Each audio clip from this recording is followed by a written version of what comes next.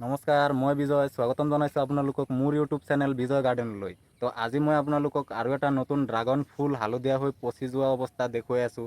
আপোনালোকে প্ৰথমত এইটো ফুলটো এইটো একদম হালধীয়া হৈ গৈছে। ইয়াৰ কাৰণটো কি মই আপোনালোকক শ্বৰ্টভাৱে অলপ বুজুৱাই দিওঁ। এতিয়া বৰ্তমান বহুত বৰষুণ পৰি আছে। বৰষুণৰ কাৰণে এক নম্বৰত হৈছে ইয়াত মুৰ্গীয়ে বহুত খুচুৰিছিলে, তাৰপিছত যিমানখিনি শিপা উঠি গৈছিলে এই শিপাবোৰ এফেক্ট পোৱাৰ বাবে এই ফুলটো হালধীয়া হৈ গৈছে। এতিয়া এই ফুলটো কিন্তু এনাৰ্জি এই ঠানিটোৰ পৰা লৈ থাকিব।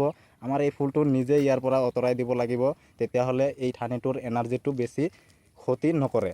আৰু বিশেষকৈ এই ঠানিটোৰ পৰা ফুলটো কিন্তু এতিয়া পৰি গৈছে, মোৰ অলপ আফচোচ লাগিছে। একো নাই, বহুতেই কিন্তু ভাবে যে ড্ৰাগন ফ্ৰুট গছত এবাৰেই ফুল আহে চাগে, কিন্তু এইটো কিন্তু আম, কঁঠাল, জামুক গছ নহয় যে এবাৰেই ফুল আহি পেলাই ই পৰি গৈছে আৰু ফুল নাহে, এনেকুৱা নহয়।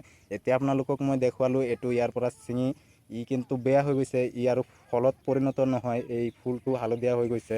এই ঠানিটোতে মই এতিয়া আপোনালোকক দেখুৱাওঁ। তলৰ ফালে চাবই পাইছে যে দুটা আকৌ নতুনকৈ ফুল আহি আছে। এনেকুৱা কিন্তু ড্ৰাগন ফ্ৰুট গছৰ ওপৰত 8-9 বাৰমান ফুল আহে। 8-9 বাৰৰ ভিতৰত 5-6 বাৰমান কিন্তু ফলত পৰিণত হৈ যায়, যেনেকুৱা নেকি আপোনালোকে এই ফলটো ইয়াত চাবলৈ পাইছে। আৰু এটা বিশেষকৈ আজি মই আপোনালোকক দেখুৱাব ওলাইছোঁ, সেইটো হৈছে ভিয়েটনাম হোৱাইটৰ ফুলটো চাবই পাইছে, বহুত ডাঙৰ হৈ গ'ল। এই ফুলটো আৰু 3-4 দিনমান পিছত মই পলিনেশ্যন কৰিব পাম বুলি আশা কৰিছোঁ। ইয়াৰ লগত মই হালধীয়া ড্ৰাগন ফ্ৰুট ভেৰাইটিটোৰ ফুলটোৰ ওপৰতো মই পলিনেশ্যন কৰিবলৈ পাম। সেই ফুলটোও মই অলপ আপোনালোকক দেখুৱাই দি আছোঁ। আপোনালোকে অলপ চাবলৈ পাইছে যে ইয়াৰ ফুলটোও ডাঙৰ চাইজৰ হৈ আহি আছে। বৰ্তমান ইও 2 বা 3 দিন পিছতেই পলিনেশ্যন কৰাৰ সময় হৈ যাব বা ফুলটো ফুলিব।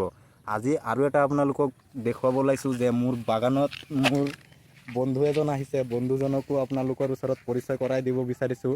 বন্ধুটো কিন্তু মোৰ ক্লাছমেট বন্ধু, মই একেলগত পঢ়িছিলোঁ তাৰ লগত।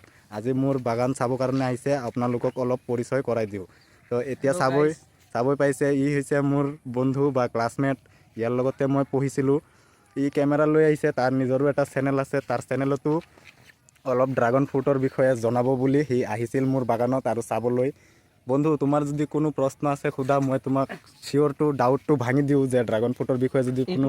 ড্ৰাগন ফ্ৰুট এতিয়া সৰু হৈ আছে, হয়? এইটো ফুল আহিছে। এইটো কিমান দিনত হ'ব? এনেকুৱা অৱস্থাৰ পৰা 50 দিন সময় লাগে, 1.5 মাহ সময় লাগে। 1.5 মাহ সময় লাগে। 1.5 মাহৰ ভিতৰত একদম এই ডাঙৰ ফলটো যেনেকুৱা তুমি চাব পাইছা, এই যে এনেকুৱা ডাঙৰ চাইজৰ হৈ যাব, এইটো কিন্তু এতিয়াও ডাঙৰ হোৱা নাই, আৰু অলপ ডাঙৰ হ'ব, তাৰপিছতে যাই পকিলে আমি ইয়াৰ পৰা কাটি বেচিব পাৰিম বা খাব পাৰিম। আৰু কিবা জানিবা নেকি, কোৱা? নাই, খুবেই ভাল লাগিলে। লগৰ এটা ইমান সুন্দৰকৈ খেতি কৰিছে, ভাল লাগিছে। বঢ়িয়া, থেংক ইউ বন্ধু, থেংক ইউ। আপোনালোকেও যাতে তাৰ চেনেলটো ছাপোৰ্ট কৰে তাৰে আশা কৰিছোঁ। আৰু থেংক ইউ। সুন্দৰকৈ খেতি কৰা আপোনালোকে দেখিবলৈ পাইছে যে অধিক কম মাটিত আচলতে কেনেকৈ এজন মানুহে খেতি কৰিব পাৰে, সি অতি সুন্দৰকৈ আপোনালোক সকলোকে দেখুৱাই দিছে। আৰু তাৰ চেনেলৰ যোগেদি আপোনালোকে নজনা কথা কিছু শিকিব পাৰিব বুলি আশা কৰিছোঁ। ধন্যবাদ।